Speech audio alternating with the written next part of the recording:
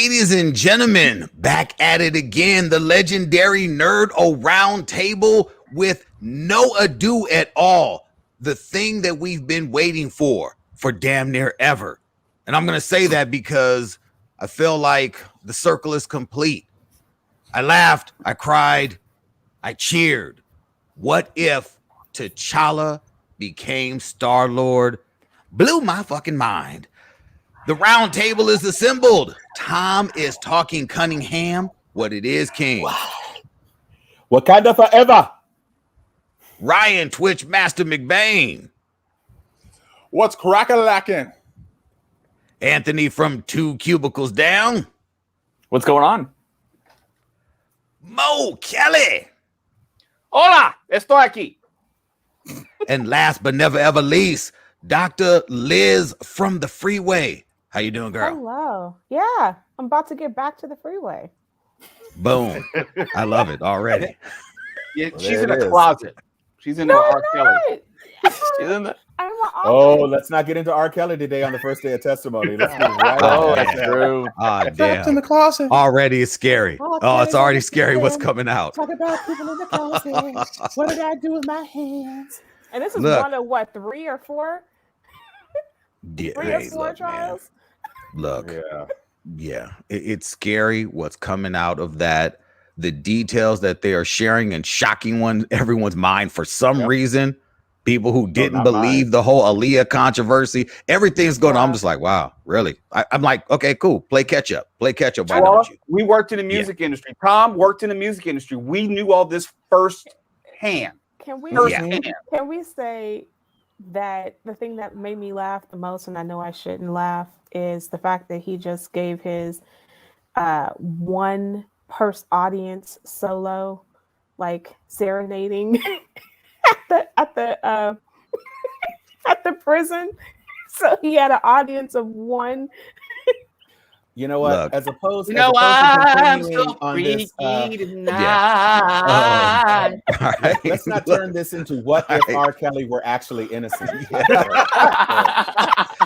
Look, this episode of What If, to you by, I hope at least for everyone who had so many doubts about the first episode, which was shocking to me.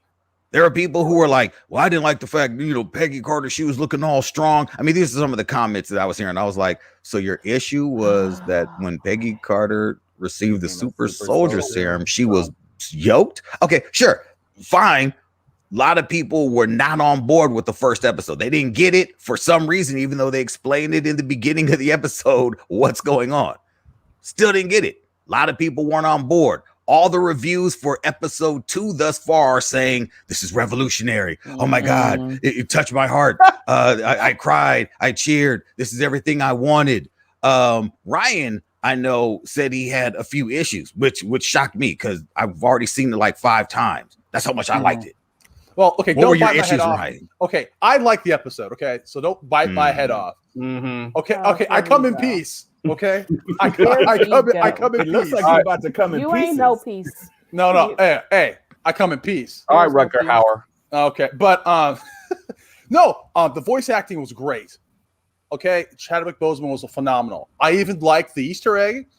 His ship's name was Mandela. I was like, okay, that makes sense because in 1988, Mandela was still around. I'm like, okay, that's cool. Around. 1988, Liz. Maybe a little before your time. Or excuse me, I was there. Were you there? Were you yes, there? My parents took me to the Oakland Coliseum to see him talk. Okay, and I went. Yes, to and it was a beautiful thing because this is Coliseum. before the internet. Don't say he was around. No, Boy, man just got out of prison. Well, you made it seem like you know what I was talking about. No, but anyway, as I was saying before, I was derailed. What I did not like was, did the writers just forget the power set of Thanos? He's a lot more powerful than that. Him almost getting killed by 2 members of the Black Order. I was like, what? He took on the Hulk. Yeah, he took on the Hulk with easily. Ease. With no, ease. he walked through the Hulk. Yeah. Also, now I know that all you have to do to stop Thanos is just have a nice long conversation with him. Then he won't try and do mass genocide. That was really weird to me. I was like, huh? just talk to him? I can see that because he did a lot of talking at the end of Endgame. Let me jump in on that one. I think the point is that T'Challa, as a person who had been in space for like 20 years, he intercepted Thanos. It wasn't like he just met Thanos right before this episode. Yeah. My understanding is that he intercepted Thanos, and his philosophical bent, even as from what he got as in Wakanda as a child, he intercepted Thanos before he even started looking for the Infinity Stones, and he was able to convince him with the power of his spirit and his intelligence and his mentorship that there was another way. Now, not buying that. Well, I get that. And let me just say that I wouldn't say I didn't like the episode because I liked the way the episode ended, but it did not hold my attention throughout the entire episode. I literally I'm telling you, before the Thanos reveal, which I thought changed everything. And then I was like, no, I got to watch this now. I literally looked at, I turned on a YouTube video about a related MCU topic because I was like, I'm just saying, dude, the look, way seriously, it started, I was not sure at all. You should be attacking him, not me. From the way this episode started, they set the tone by rewriting every single thing you knew about the way things happen. When he walks in, Jaimin Hunsu's character, I can't remember his name. Korak. He walks in. Korak. Yes. Yeah. When he walks in, and that whole scene that everyone knows that was the famous Guardians of the Galaxy, Star-Lord, my name. And he bows down to this man. They set the tone and said, this is exactly what you would expect if Black Panther had become Star-Lord. After you set the tone and say, like, we're changing everything about what happened in Guardians of the Galaxy and subsequently in the damn universe, the fuck else you want? You're all in at that point. Can I dovetail on that, Tom, before you jump in? Mm-hmm. I think you are right in the sense that T'Challa intercepted the ideological maturation of Thanos and what he was going to become. But going to Tuala's point, we have a Star-Lord through T'Challa, which has had a galaxy-wide impact. And we see that from the moment that he steps on screen. And so since everyone is already familiar with this Star-Lord in the way that Thanos was not in our sacred timeline, it made perfect sense to me that the impact of T'Challa on the galaxy was going to be distinct and wide-ranging in nature. So a kinder, somewhat gentler Thanos wasn't as jarring to me or even out of sorts. I believe that if you could have intercepted him when he was just more philosophical as opposed to maniacal, then we have a whole different story arc for him. My only other question is, they never really explained why they called him Star-Lord. Now, in Guardians of the Galaxy, they had a nice, great explanation, very touching. This one, they're just like, oh, he's Star-Lord. It was just, how did he get his name? Did they? What was the explanation in the original movie? I just knew he was Star-Lord because Peter. No, he got a letter from his movie. He got the name from his mom. From his mother. His mom is that called him what My it Little was? Star-Lord. Yes. Yeah. Oh, got it. Yeah, in this film, they explain the Star-Lord. I know you hate Yondu explains Star-Lord as far as his wandering the stars and his wanting to conquer the stars and be out there like that. That is how they explained it in almost just as, if you want to call it, sweet manner, and saying like, look, like you are the Lord of the stars. You have conquered the galaxy with your philosophy, with just the fact that he was like, with that first Infinity Stone that they found, he was like, this could power a planet, this could save a world. Even the Robin Hood versus Robin Leach joke, all the beats that they followed in Guardians of the Galaxy was great, man. By the way, what was trending is on Twitter is about the fact that rumor has it that somebody dies in Guardians of the Galaxy 3. I'd see that. So somebody's died in all of them. Yeah. But one of the main characters. And so one of the things that they want, there's people are trying to get people to die. No, it's Peter Quill. Like that's the number one thing Yeah, on send Twitter him is back. that they want Send him him back to dead. the They ain't burger joint. gonna kill I'd him be off. down. No, they're not gonna kill him. But speaking of Dave Drax, Dude, you Bautista hate has that hinted actor that so he's much, out. man. Yeah, no. Speaking of Drax, making him a bartender, just for the sake of making him a bartender to be in this episode. No. But that's the No, whole that's point. not what it was. His family is still alive. They're trying to tell you. He has no I get conscience that, anymore. but it just wasn't the way they made Korath the fanboy of Star-Lord, the way they I don't like that either. weakened Thanos. I think the best thing they did was with Nebula, making her not robotic and an organic semi, and what they did with the Collector. I miss Gamora too, and I have to say, I don't know who Benicio del Toro had to pleasure to get that yoked up version of himself. Look, this is an all new Collector. This is a Collector who's not playing. I guess so. He looked like he was working on his core. I'll say that. At least he looked like hosting the show. Because you don't have a good core, your back be hurting. You gotta work on that core, man. But you said you like What If. That's what If is about. No, everyone is on a different path. No, it was just funny to me. And you have to think, like, without Thanos going around destroying planets the way he was looking for Infinity Stones, there is no Drax the Destroyer. That doesn't exist. The character being in there and being a bartender is just a funny joke and a nod to just and the way they still play his character. Like, you look terrible in this picture. Shit like that was like they kept the core elements of the characters. Even my man Taserface, shit was great, man. As soon as they introduced T'Challa's impact by way of Thanos, I was in. I thought I didn't even mind the Korath fanboying because, again, that was the very first indication that everything was totally different. I didn't mind it. I'm just saying I didn't need the background on T'Challa running through the fields and being accidentally kidnapped instead of Peter Quill, and he doesn't look like Peter Quill, and all humans look alike to me. You're all three humanoid aliens standing in the room. Don't tell me all humans look alike to you. Yeah, but they also ain't humans. That's the Guardians of the Galaxy humor, though.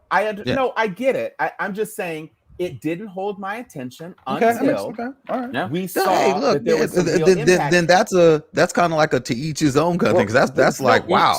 But here's the other piece of it that I didn't embrace quite as much as you did, Tuala and Mo. When you introduce Thanos being the ultimate impact of this what if, it to me kind of shifted a little bit.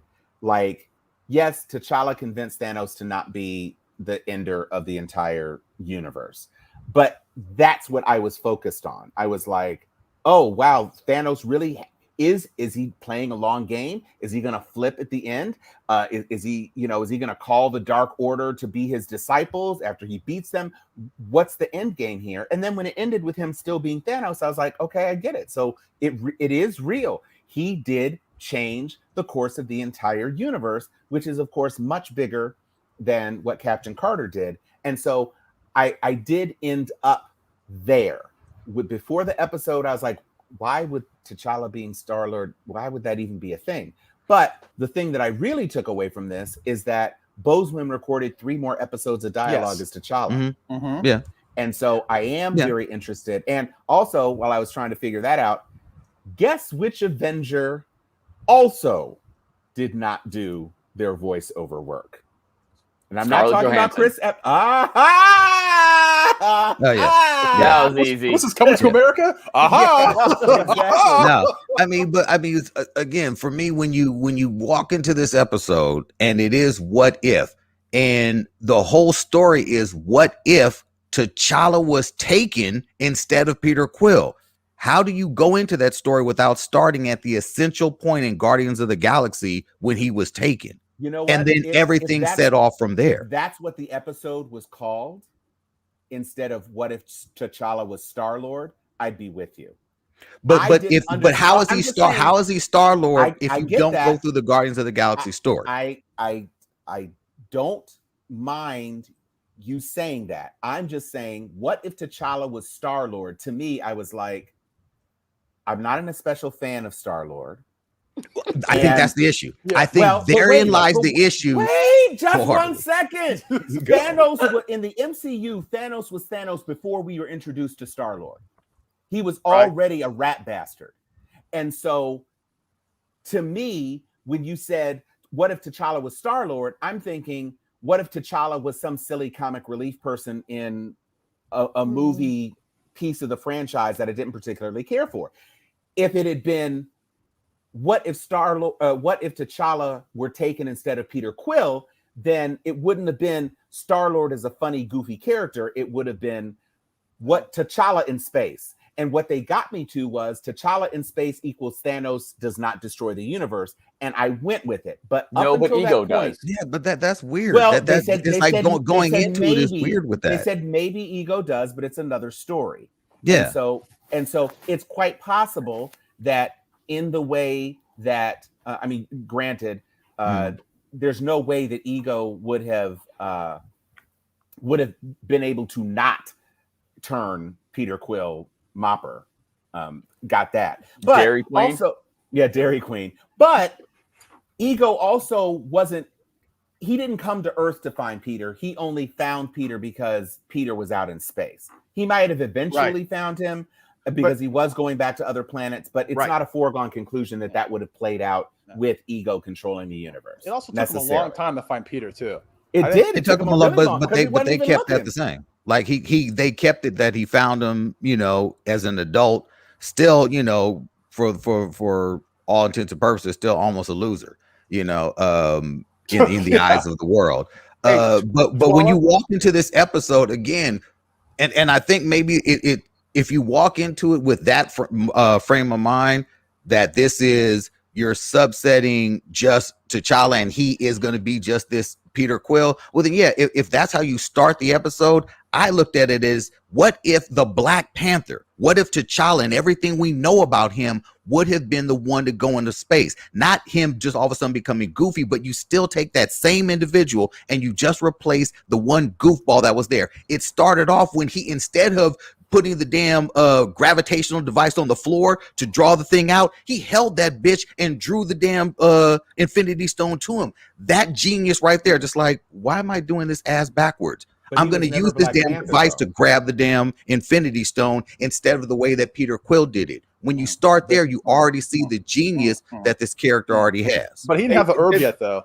But he wasn't Black Panther because he was taking Tom and also Ryan are missing something I think which is essential to what if. And the Watcher tells us at the beginning, where one thing changes, everything changes. I was looking at the fact that T'Chaka is still alive and the events of Winter Soldier did not happen. What would have happened? And obviously Killmonger did not come onto the scene either. So everything, because of that one thing, that one change, T'Chaka, I guess, gets to keep the secret, or maybe goes down a different path and doesn't kill his brother. I mean, those are the things which I think this episode inspired. So it didn't matter to me all the other things like Ego. It didn't matter. I just knew that because that one essential change was made, everything else changes. So I just went with it. I think my major gripe is just how weak Thanos was. People just don't understand how powerful Thanos is. And it's just like, really, dude? You're getting your ass kicked by two of the members of the Black Order? I'm like, what? But let's take into consideration that one of the reasons Thanos was so powerful is that he spent all of his time perfecting his fighting ability, and he had, even without the Infinity Stones, his armor was very impressive. And he had teleportation, he had all these things, he had oriented, he had been collecting weaponry from across the galaxy. We don't know what sort of enhancements he had done. And the Black Order were not cowed by him. We never saw the Black Order fight Thanos. Not that I'm saying not Corvus Glaive, the big dude. I don't talk about Obsidian. Mm-hmm. Right. We never saw him fight Thanos. We saw him fight on behalf of Thanos. So we don't know. I don't think Cull Obsidian ever fought the Hulk. We know that he was kicking major ass on Earth. I'm just saying we never saw him face off. Proxima Midnight is a different thing, but Proxima was doing strategic hits, hitting his pressure points. She was knocking him down, and Cull Obsidian was really beating his ass. And just as an aside, I just want to let the audience know, yes, I know Cull Obsidian was the name of the entire group. and not just the name of that one guy like they changed it in the comic books. But Right. I mean, in the movies. But the point is that he was not as ruthless because he had abandoned his thing. He hadn't devoted the last 20 years of his life to becoming the perfect warrior. And so, just like with anything, he's not the same Thanos. So you're right. Like plot he isn't armor. the same Thanos. It seems like and plot armor. It's a 30-minute cartoon. He may have been getting hit, but he was nowhere near death. He wasn't bleeding. He had no bones broken. Well, he was sitting there taking all those blows. Killed. I'm just like, you can stab him with that. It ain't gonna kill him. Yeah. But him getting stabbed and killed, Gamora thought she was going to stab him in the neck with the damn sword. Now that's the thing. I missed like Liz, and this got glossed over. I missed Gamora. Yes. They're probably the saving Nebula her. connection was fine. That was fine. But I guess we're supposed to understand that since Thanos wasn't Thanos, he also didn't go to her world. Her planet, Destroy it. So he never encountered her, and she therefore never became the most just like woman in the galaxy. like Drax's daughter and wife were alive. Right. No, I get it. That didn't make me miss her any less. I understand why it had to happen, but I still missed Gamora. And when she first came on, I was like, "Wow, Gamora's the wrong color." And then I was like, "Oh, that's." I know, right? That makes perfect sense. And you had a Nebula who was not tortured for the past 20 years. And some of the things in this episode didn't make still sense. didn't That like made her perfect sense stepfather. to me. Or her adopted father. Well, he still conquered her planet. Issues. He still conquered her planet. But that's before he met T'Challa. Cha-cha. He got Gamora long before. Oh yeah. Thanos had captured Nebula long before he had even gotten to his full Gamora. Yeah. And remember, Gamora is starring in her own episode. So we are going to see her where you got Gamora who is wielding the armor of Thanos and supposedly tearing through the damn universe. Do we know if Zoe's doing the voice for her? Yeah. Yep. Yeah. So there says she is doing the voice. Interesting aside. As I was looking for voice credits, do you know how they have named the character that Michael B. Jordan is playing in What If? No. King Killmonger. Which episode of What If? It's the Tony Stark episode. Oh. And Chris Hemsworth apparently is doing Thor because he's doing the party Thor. Calling him Party Thor. And what's his name? Ruffalo is doing Hulk, probably in the Party Thor episode. Tony isn't doing anything, and I didn't see another Jeremy Renner reference. Okay, that was interesting. But it looks like the only ones who actually aren't doing their voices from the real core Avengers cast are ScarJo, RDJ, and Chris Evans. Yeah. All the ones who are out. And this episode can't be slept on. Oh my gosh! Did you see that meme? Did you see the Civil War meme? So no. The Civil War meme it's on the top. It's the people who are fighting with Cap, and it's like married, lives out his life, retires, becomes Captain America, lives 100 years, and whoever the fourth person was. And then on the bottom, it's Tony's team. It's dead. Black Widow dead. Vision dead. Tony dead. Yeah. Paralyzed. And let's see for Spider-Man. Oh, Ant-Man retired and lives with his family. Hawkeye retired and lives with his family. Dead, paralyzed. Maybe he's okay. I just want to interject one thing before we move on from What If. This episode for me was also very good because they had 95% of the real actors voicing these roles. It made it more substantive. It meant something to me as a fan where I knew that this was not some disjointed, disembodied, animated property which had no connection to the MCU with the exception of the names of the characters. It meant something to me when I heard Thanos and it was Josh Brolin. It meant something to me when I heard Yondu and it'd be Michael Rooker. All those things really meant something in terms of the power of this episode, because after a while, I forgot it was animated. For me, it was an episode of the Avengers, if you will. It just wasn't live action. I think the only voice who wasn't the original was Drax. It wasn't Dave Bautista. It wasn't. I think that's the only actor who didn't come back to revoice the character. I mean, Chris Griffin was in it even. Yes. Yeah. I mean, look, this was a special episode. I think on all accounts, there's an interview with Michael Rooker, and he talks about how special it was for everyone and how it meant so much for everyone to come in. And there were reshoots and retakes where they were adding to this story because they wanted to flesh it out, because everyone wanted to be a part of this story, you know, after it passed. So they brought in people. They say, okay, look, we're going to redo this. You down to do it? Okay, cool. So everyone wanted to be a part of this one. Kurt Russell had like 4 words in the whole episode. Yeah. Right. But it meant something when he showed up. When he showed up, you felt Yeah. it. Like, okay, he saved the universe with Thanos. But ego's here. They really did cap it off with that beautiful end credit thing. I mean, that was that was very lovely, and it was nice to hear Boseman. And of course, the character designs of the animated characters are track with the physical actors, with the exception of Yoked Collector. I have to say, I was confused because I'm used to seeing Benicio del Toro and having him look as Latin. Did not sound like him at all. It did not sound like him to me. I was like, I had to check, like, oh, okay, this is Benicio del Toro. And I was like, does not sound like him at all. When he first started speaking, I was like, what, Benicio was busy? And then when I Googled it, I was like, oh, okay, that's fine, I guess. Oh, and the thing about Hela's helmet being the thing that gave you the ability to throw the necro daggers, that was a neat little twist. Yeah. Right.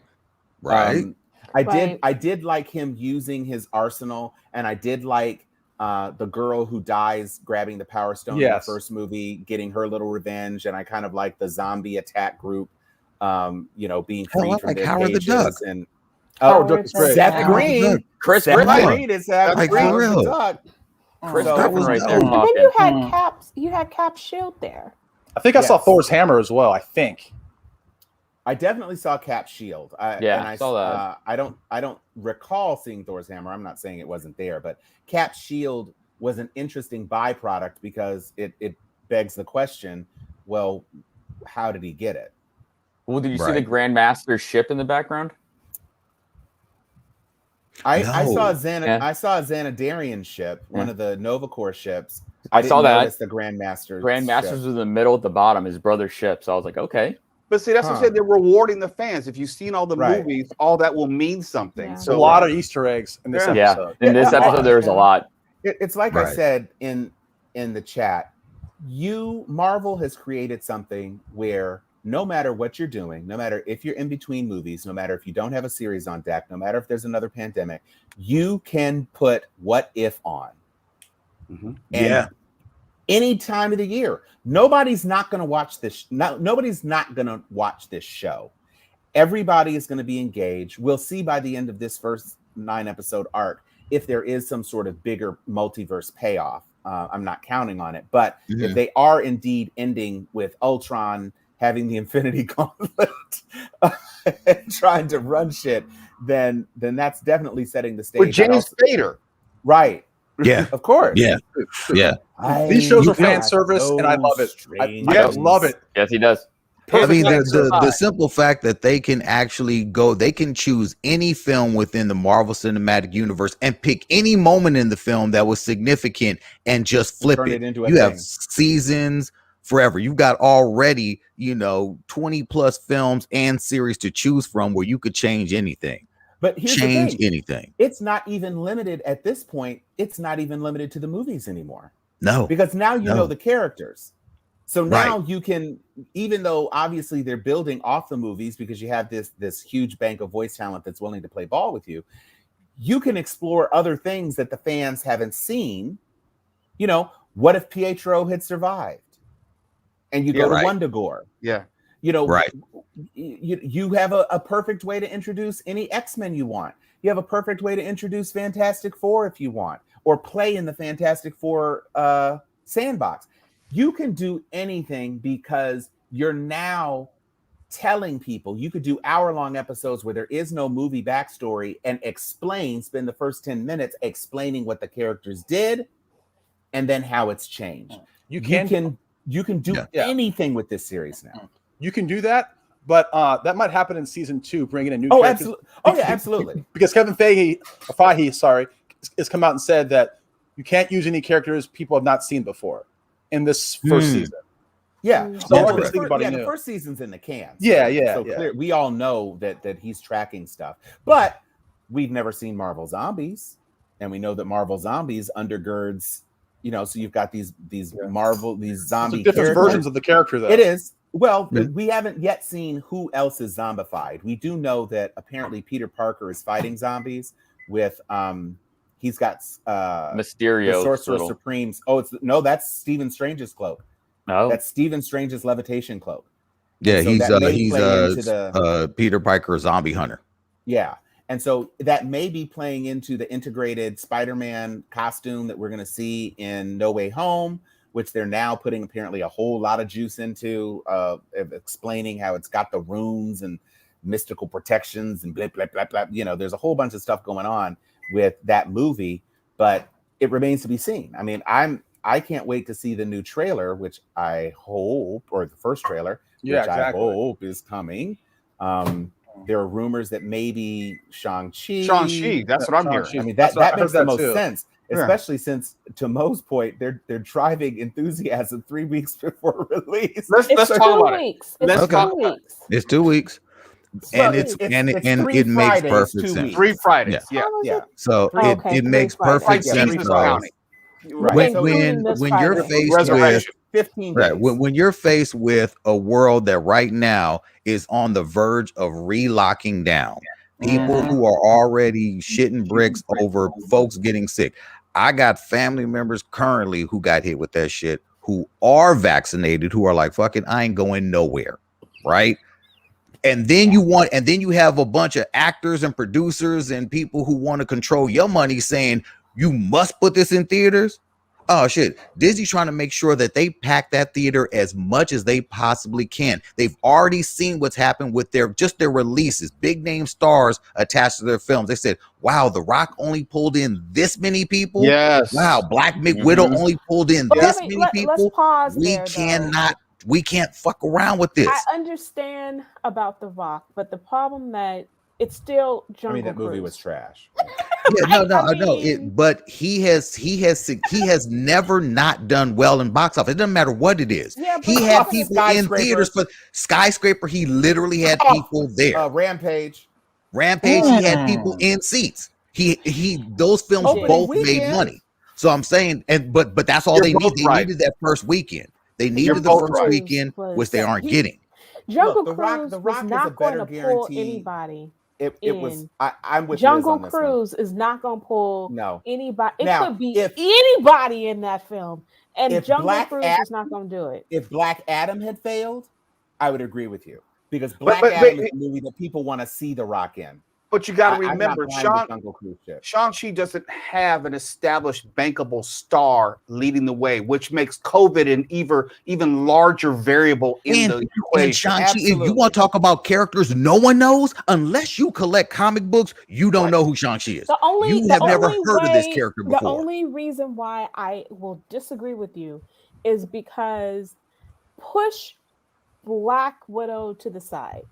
This is the first movie that we're about to get that is finally pushing, and since COVID, pushing the story forward. And I want to see this story, the next phase, actually taking place. I haven't seen a movie since Spider-Man that is finally pushing this story forward. Black Widow was like, it was good, but who cares? You thought it was Liz, that's us, right? That's nerd folks. Regular folks who have all this hate against this dude, who have hate still against just the Asian audience, who don't want to see an Asian superhero more than they didn't want to see a Black superhero. Again, a character no one knows anything about. But you know what? Here's the differentiating factor. Let's take a look at F9. F9 did all of its business overseas. Yep. And you have a character who is solidly targeted at the 1.2 billion people in China that isn't locked down. That isn't locked down. The But hundreds Japan of millions is. of people. Well, true, but there are still people who are going to movies in Japan. I'm not saying that they're locked down. Mm-hmm. They're not locked down. I'm just saying that you have markets of underrepresented people, some of which are locked down to a great extent, some of which are not locked down at all. And this movie is squarely targeted. Now, the director, notwithstanding, you know, other issues of blah, blah, blah. The point is that this is a movie marketed to Asian people. And F9, aside from Vin Diesel, who really isn't even that important to it anymore, none of those actors in those movies, Charlize Theron, okay, they're still huge because of the franchise. And Shang-Chi is going to be as big as it's going to be. It's not going to match up to the other MCU films, but the franchise is the MCU. Right. That is the franchise. That's the way. But if it was about having a lead hate. Asian in the film and that being something that was going to be a selling point overseas, guess what would have done better? Snake Eyes. Snake Eyes did nothing. A big action film that they spent a shit ton of money in Asia on Snake Eyes. Absolutely. And it did nothing. But the difference is he's not a name actor either. Oh, Henry Golden out there is. Henry Golden because of Crazy Rich Asian. Absolutely, but he's still fresh and new. And this wasn't a romantic movie. It wasn't the sequel to Crazy Rich Asians. It was him doing something that he's a model and a pretty boy. And my wife hated him as Snake Eyes because she's in the Mo camp of he's supposed to be a white guy. Yeah, and not talk. Can we? No, Jet Li, you're in the Liz camp. But are you saying that Henry Golden? Guys, it would have been a different thing. Are you saying that Henry Golden is less popular than Simu Lee? Because no one knows him. No one watches the convenience store show. No one's ever seen it. You know what people have seen? $9-10 billion of MCU films, and nobody gave a fuck about those goddamn G.I. Joe films. Nobody liked them. And here's this the problem with reboot G.I. Joe. Had bad luck because of the G.I. Joe pandemic. is not Asian. Like, I mean, the notion of it doesn't play the same way. Wait, Tuala, you're out. Let me jump in while Tuala's out. I think the analog here is Mulan, not Snake Eyes, because Mulan was a solidly Asian cast. Yes, it had some Chinese pushback. There were some things that they did not like about the movie itself, but it was a solidly Asian Chinese property in its conception. So it's a function of whether there will be enough butts in seats to propel this movie when, yes, we are banking on the MCU brand, not the Shang-Chi brand, not this lead actor's brand. I don't know if there are enough screenings of this movie to give the amount of financial return that they would hope for. And honestly, this 45-day window, we talked about it offline, this 45-day window, it may be moot if only because I don't know if there's going to be a 45-day of viewing of Shang-Chi in theaters before it even gets to the Disney Plus app. And there's no money to be made at that point because there won't be any premium fee attached. So this is an experiment, to use the term of Marvel, where there's a lot riding on this movie. And I don't know if they're going to get the financial return that they would hope. No, the best they could hope for is to match Black Widow. Or the worst they could hope for that would be even moderately conceivable or acceptable is to match Black Widow, which is a strong underperformance. On the outside chance, they might match the international box office gross of F9. Can I say? If they're amazingly lucky. And I agree, Mo, that the same forces that worked against Black Widow minus piracy of COVID, increased fear, everything else, they'll probably make a killing in Texas and Florida. I'm going to say this, intended, though. But I'm looking at ticket sales right now on that Thursday night, and half of the theaters are sold. Multiple showings, and this is 2 weeks out. Yeah, but do we know the capacity of those theaters? Do we know whether it's 50% capacity? No, he's talking about seats. He's talking about seats. No, right now, how many seats are? What Mo is asking is, are you looking at IMAX with 500 seats, or are you looking at theaters that only hold 150 people. I'm looking when you're at, looking at right rooms. now, I'm looking at Delamo, and all of them are like, number one, it's not as many. One of the reasons why stuff like Endgame and Black Panther was able to be so successful because it was the only thing showing for especially Black Panther. It was shown in 4 or 5 different screens per theater, and I don't think they're going to get that type of coverage. Well, some of the movie theaters, there was nothing else playing but Black Panther, at least for the first week. But I mean, I'm looking at it's a lot of screens that are showing, and a lot of them are half, which it looks like it's going to do pretty, on par with. But that's opening night. Does it have the legs to carry itself those 6 weeks to get to the 45 days? 45 days, right? I don't believe it. I don't think it'll have legs to carry it 2 weeks. 2. That's my concern. 2 and that's 3. The problem. It could be as good as it wants to be. The theaters on opening day could be as sold out as they want to be sold out. Does it have the legs to carry itself? My thing but that's why they're doing the preview so early. The preview so early is strictly for hype. They need people, they need fans out there hyping it, pumping it up, because they have to get, if you're trying to push this film the way that they are, you got to get butts in those seats first day. You've got to get people in there first day. You have to pack the theaters out. It can't be Black Widow packed, because as you know, Liz, Black Widow wasn't packed. Okay, I'm saying that the seats are sold 2 weeks ahead of time, and this is how it was for Black Widow the day that I bought tickets. So the notion that it's already 2 weeks at the capacity of what I'm seeing at Black Widow the day before, and you have 2 weeks for people to go buy tickets. I haven't bought my ticket yet.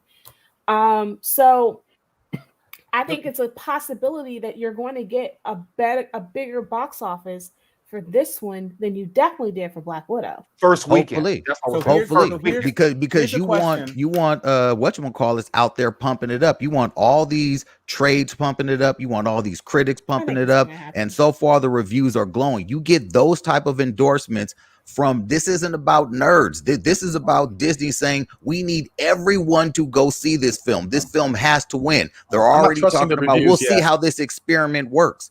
Well, the experiment is putting something in theaters only. So remember, they don't have that streaming cushion. They don't have that. We have a question from the audience, and he says, here's a question for all of us. What do you think of Chapek's flub in calling Shang-Chi an experiment, since you just did the same thing 4 times in the last sentence, Tuala? Was it intentional shade or just a mistake? Now, I'll say this. The closest to Mo's point, the closest analog we have of the possibility of success is F9. Because it's similar genre, it had a similar 45-day cinematic exclusive window. Now, they ended up at 600 million plus international, which makes it the most successful, probably the most successful COVID film. Black Widow is only at 367 million, so that's definitely not like that. But the question is, can the Marvel franchise, like the Fast and Furious franchise, can it push it because there's nothing in its way? If they were going up against F9, I'd say much bigger problem. But see, that's the experiment. And that's the thing. They've got to figure out if it's possible in this environment to release movies that are going to be profitable. The Suicide Squad had a worse second week drop off than Black Widow, 71%. That the point is that the original Suicide Squad made more than $900 million.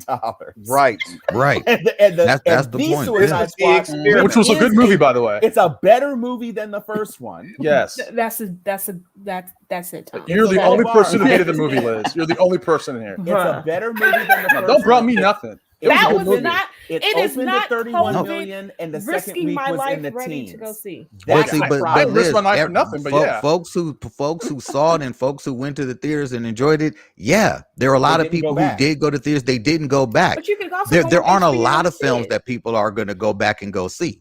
There just aren't right now. Fast and Furious, and most of Fast and Furious money was overseas. That's why which is fine. With this film here. With this film here, hopefully it does have that kind of window. We all want to see it succeed, and I hope that it does live up to the high praise that it's getting so far. I think it will. I don't think that it won't. I'm just talking about why they did the premiere so early, because it's a different release for them for right now for COVID, not in a normal Marvel Cinematic movie release year. Right now, untested product, theaters only, no streaming backup. Shit. I need everyone in there. Let's address Rewalker's question. And that's the essence of what we're discussing, and the whole reason of this, why it's called an experiment. Disney is wondering whether they can make money, because when they stream it on Disney Plus, that's all cash to them. They don't have to share that with anyone. Right. So Disney wants to know whether they can make Black Widow money without putting it on the Disney Plus app. And the question was, with F9, was that streamed? No, it was not. And Suicide Squad. They were able to make their money, right? They were able to make their money and maintain a semblance of a traditional theatrical release pattern in the streaming era, because outside of HBO Max, who is literally putting all of their shit on Front Street soon with no fee, and the Suicide Squad was streamed that midnight on Thursday. So those of us. I was the only one it was two of us. Anthony and I were the only two who ventured to the theater to see the Suicide Squad. Right. Well, we didn't have to. We could have sat at the house and watched That's what I did. The Suicide Squad. And that was definitely not a movie to test that theory on, because nobody was trash. That's why. Yeah, exactly. Well, Ree had a good point. What's the incentive? If all I have to do is wait 45 days and I get to watch it on Disney Plus for free, then what's my incentive? But honestly, that's true in the streaming era. That's true of any moviegoer. You have different sorts of moviegoers. You have people who want to go see it on the big screen, want to enjoy that experience, want to have their entire minds blown by super loud speakers and shit, especially for superhero movies. I'm not that type of person. I'm not going to see Sophie's Choice if it's released in a movie theater. That's just not me. But Tom, I will pay. You're missing one thing, because when we're talking about Shang-Chi versus Black Widow, there's no money on the back end for Disney. Absolutely. After that 45-day window where Black Widow's like, they still got my $30. They got something out of me. Right. And if I want to wait 45 days for Shang-Chi, they're not getting anything. And most of us, Mo, we went to see it and paid $30. And I will pay the money to go see it in theaters. I know Tom did the So let me ask you this. Do we know, have they already announced that 45 days later it's going to be free, or have they not? It's free. Honestly, you know what? Here's the straight to the app. If we're going to talk about the real experiment, school started this week. And the real experiment is this. Can you make it 45 days? I don't. Can you, Liz? Can you? Damn it. Say that loud, Liz. I think we will be able to make it at least 2 weeks to get Liz, to that in the 2 days that school has been open, in the first 2 or 3 days now, I have gotten at least 4 calls from the school district saying someone at my children's school, at both of their schools, 2 calls from my daughter's school, 2 calls from my son's school. There is a student on campus that's got COVID. Yep. The fuck is going to happen in 45 days from now? That's the concern. No, 60 days from now. 60 days. Yeah, you got 15. Yes. Right. I think that we can make it to, I think Disney is like, look, we're going to make it that first weekend and then we'll see. And I think that's what is going to happen. And they're banking on the excitement. Again, I still think they're banking on the excitement of Spider-Man. That Spider-Man was the first thing after. This is really the second thing. Sorry, Black Widow's really a blip. No. This is the second thing that is really pushing the story forward. And like I said about Spider-Man, Spider-Man is one of the movies that is terrific to see in 3D. And from what I'm seeing from when I went to see the films in Dolby, and I see the preview in Dolby. I think this one's going to be another one of those that you want to see in 3D and Dolby. And I think this is where they're banking on people wanting to see it in specialized screens that first weekend, and then the shutdown is bound to happen. To that point, I also think they're also banking on people like me that have to see it the first day because they're worried about spoilers. Yeah. I am so invested in the MCU. I don't give a damn about the DC universe. I could have waited 45 days for the to see the Suicide Squad. Yes, exactly. Yeah. Even though it was a good movie, but 45 years. No, but like I don't want to be spoiled. I mean, no, I have to see it. I feel you on that, Ryan. That's the only reason that I'm even tempting the idea of seeing this in theaters. But I am actually worried. Again, family member in my own household, right next, got hit with that shit. It's very real at that point. Yeah. It's very, very real. And I'm like, damn it, fucking Shang-Chi, are you worth COVID? Here's another thing that I think is worth mentioning, because this is something that the MCU has been very adept at doing almost from Jump Street. None of their movies are only superhero movies. Yes. Captain America, superhero spy franchise. Iron Man is superhero movie, buddy movie. Guardians of the Galaxy, superhero movie, heist movie. Ant-Man, same thing, heist movie. You've got Thor, who had the fantasy elements, Lord of the Rings and superheroes.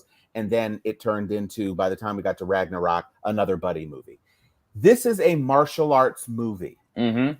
Those are big. It's not just a superhero movie. And in the way, to Liz's point, I think she nailed it, actually. G.I. Joe, in an imperialistic, anti-colonialistic universe right now, G.I. Joe does not have the same sort of international legs as something which is superheroes who are doing kung fu. And this certainly isn't aluminum wrist. So this is a legit martial arts movie. Everything, all the little reviews, and grain of salt, Ryan, I'm with you. Every fight sequence is better than the previous one. Yeah. This is a martial arts movie for real. This movie has heart. Yeah. It's Shakespearean in terms of the family dynamics, but also a family film. Yes. It's this, it's that. It's a whole champagne. And it's only in theaters for 4 days. Exactly. Exactly. And so what I'm guessing, because this is the sort of the theater occupancy and pre-ticket sales that we're looking at are certainly exciting to Disney. But Disney overestimated the box office on Black Widow, and the only thing that saved their bacon was Premier Pass. Yeah. Yep. They said we're looking at 120 million, and the prognosticators are like, oh, they're being coy. They weren't being coy.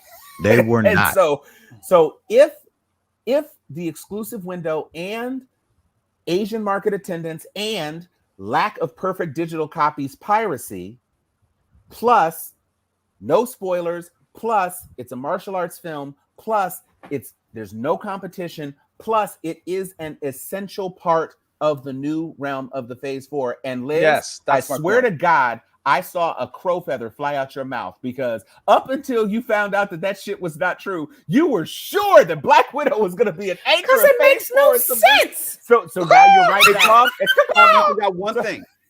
Disney is also banking on repeat business. They gotta have people to go back to the movies, not once but twice, as we did. If people go see it once, it's a problem. No. If people see this film once, it is a complete and utter wrap. But I'm telling you, there's a lot of people that are very impatient and want to see this movie as soon as they can, because they don't want to wait. I'm telling you, I think it's going to do well. Perspective.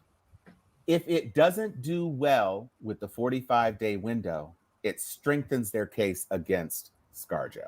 Yes. Sure. Yes. And so they're playing both sides of this right now. Yeah, they are. They know that COVID has fucked everything. They know they're probably not going to recoup, the baseline expenses of the movie. What they're looking for is some sort of energy that says, but we beat F9, or but we were the second most profitable film of the year. That's the best they can hope for. They have no visions of Sugar Plums of 800, 900 million. It's just not going to happen.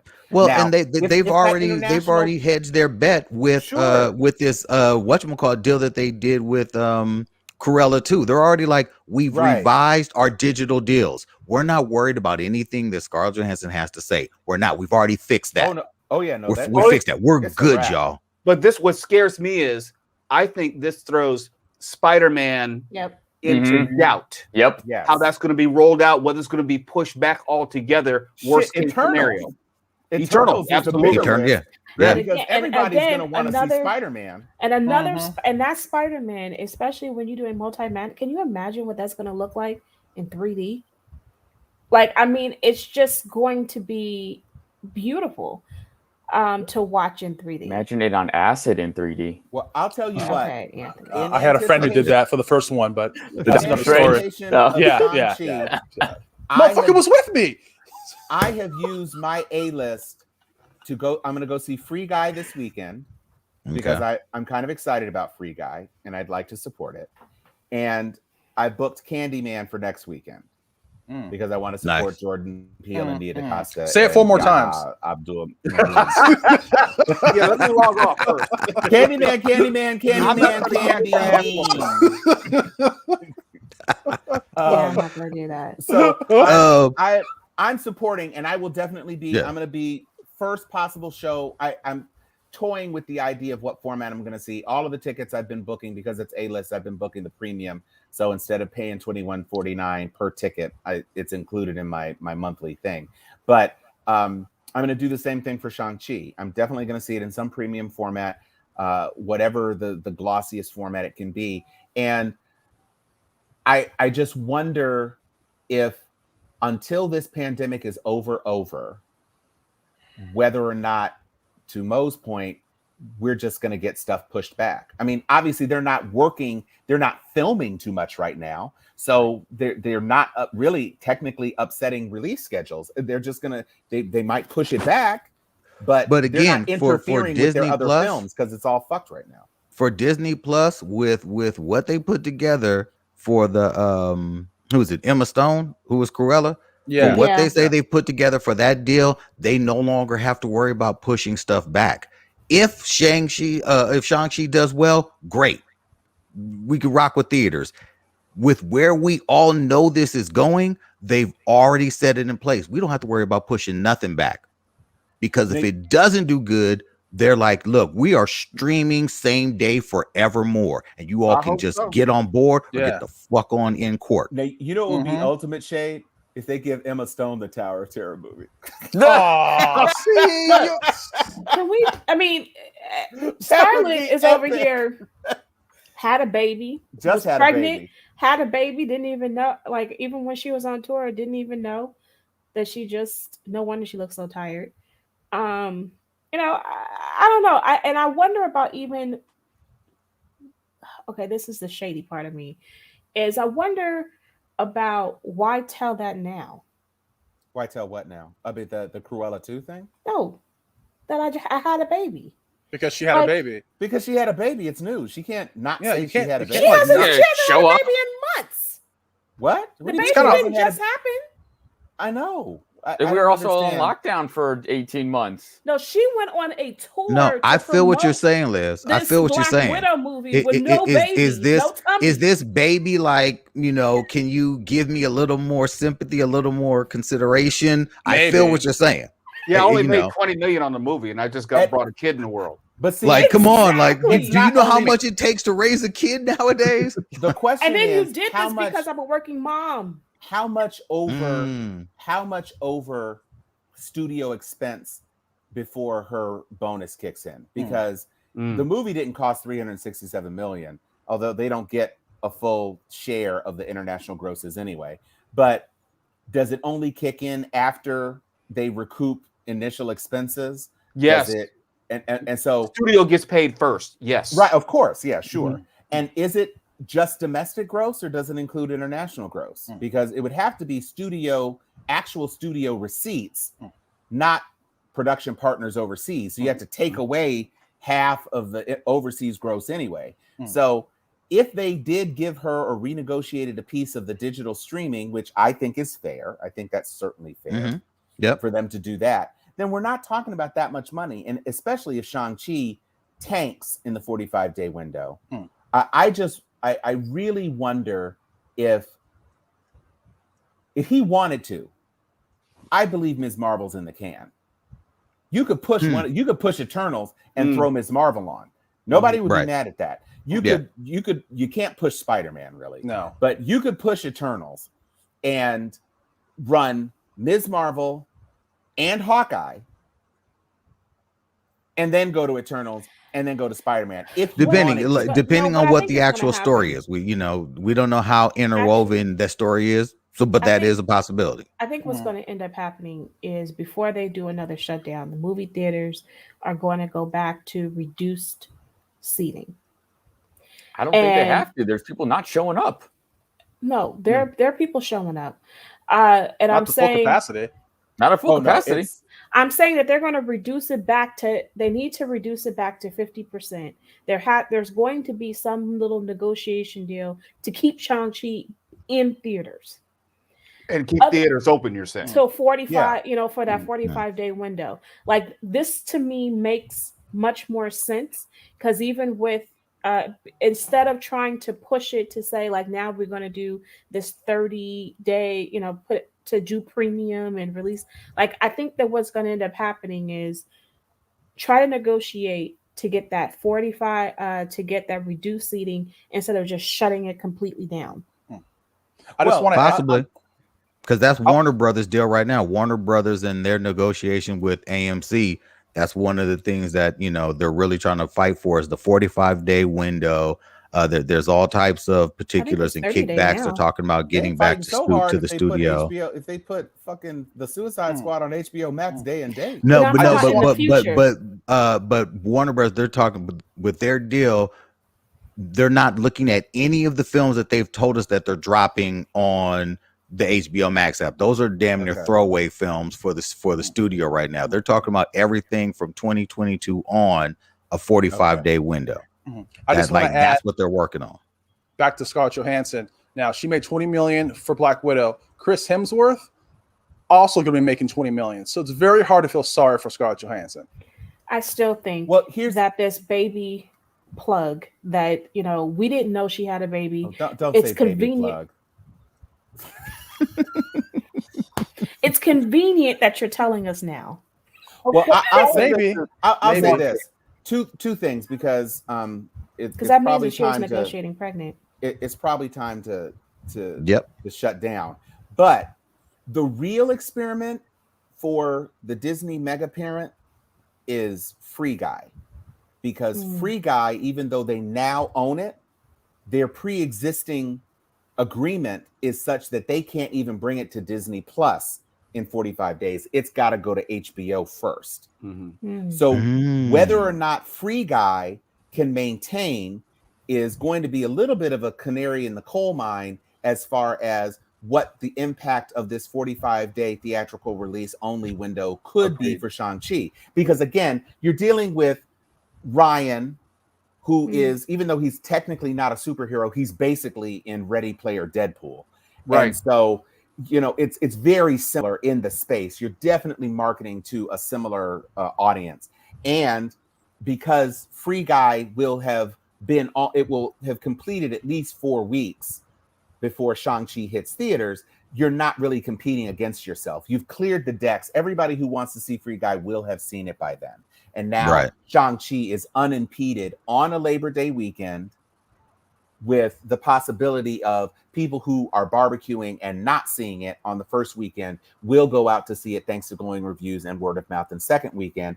And if there's nothing else on the schedule, because even Venom has been pushed back a couple of weeks out of its October slot, you have the possibility that the decks are really being cleared to allow perhaps one major blockbuster in theaters at a time, so that nobody gets squashed. And what's even more interesting, Tom, is the fact that word of mouth has made that Free Guy pick up.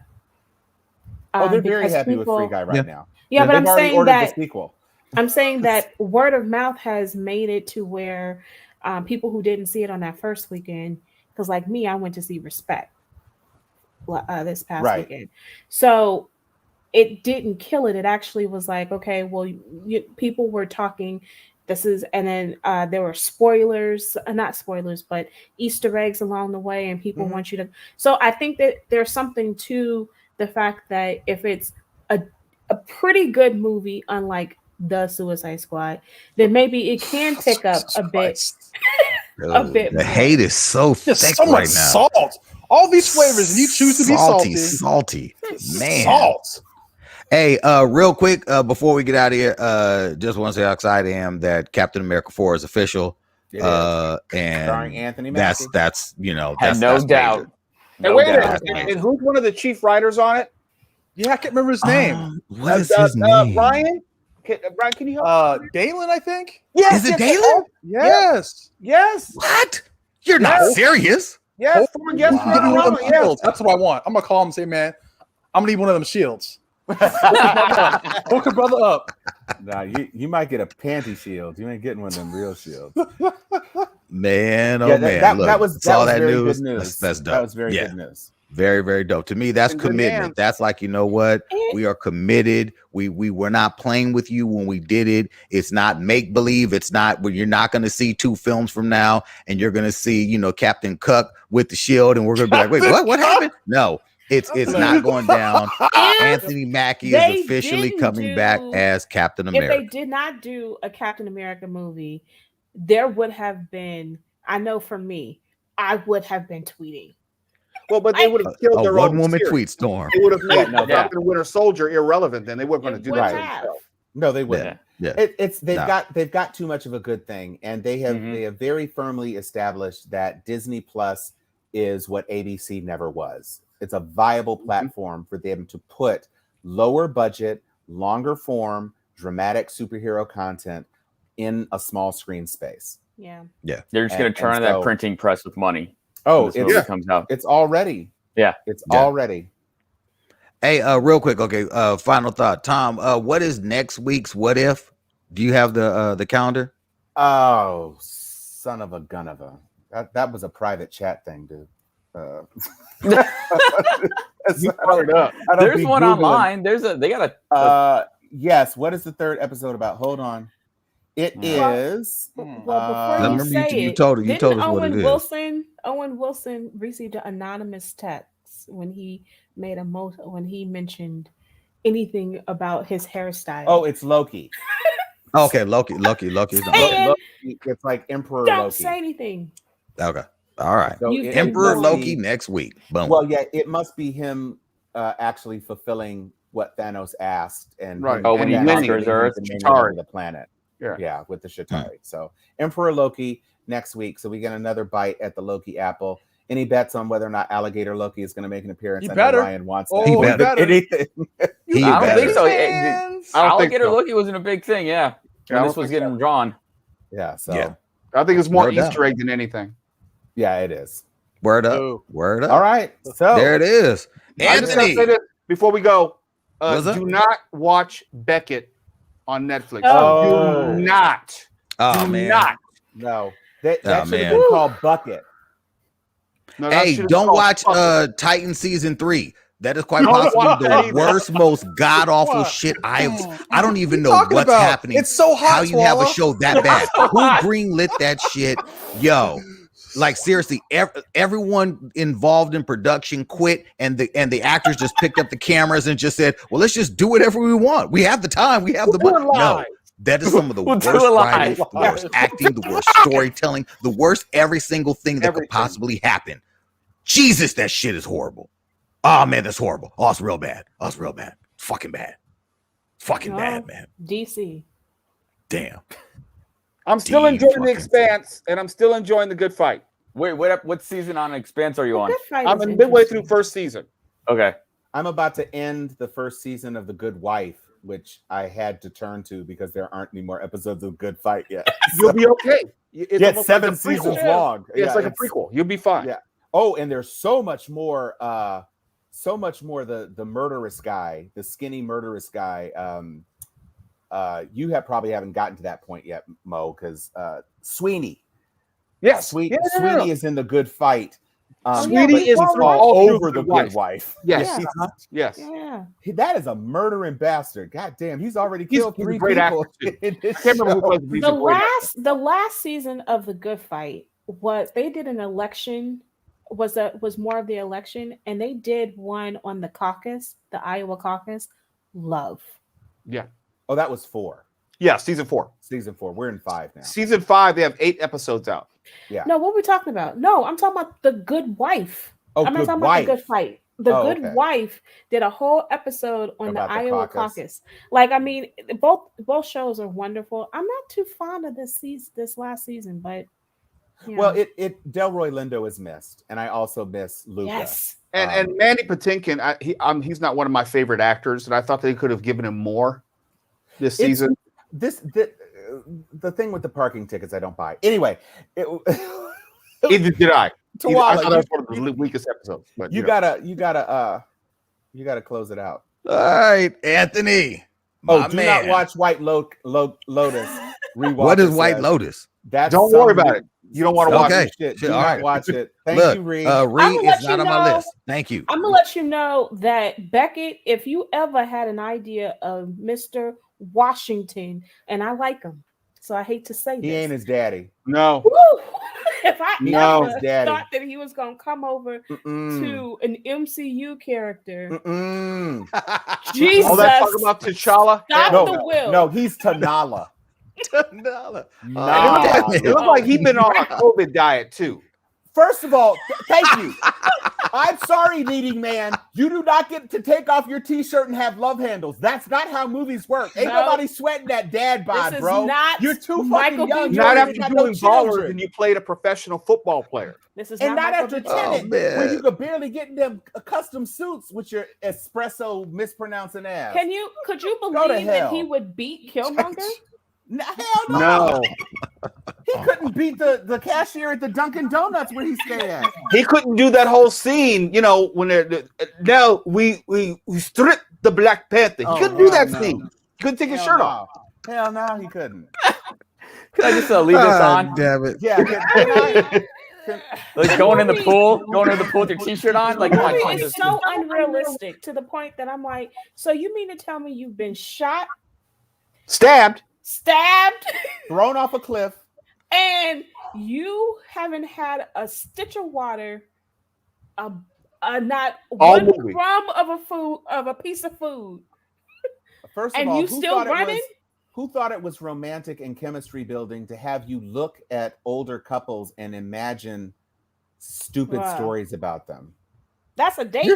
You're so raunchy. That's not a date. That's not a date. It was just bad. End our misery, please, Twala. Yes. It's not on my list. All right, Anthony, for the last time, good sir, take us out. Good news, everybody. You see, it's not genocide because it's random. For someone who didn't really like that episode. I said I liked it. Wait, what did you say, Liz? No, I said multipass. Oh, you said it. Okay. Estamos esperando. Liz? Hey, Cha-Cha. Where is my Beckett suit? Oh, I burned that shit because it was trash.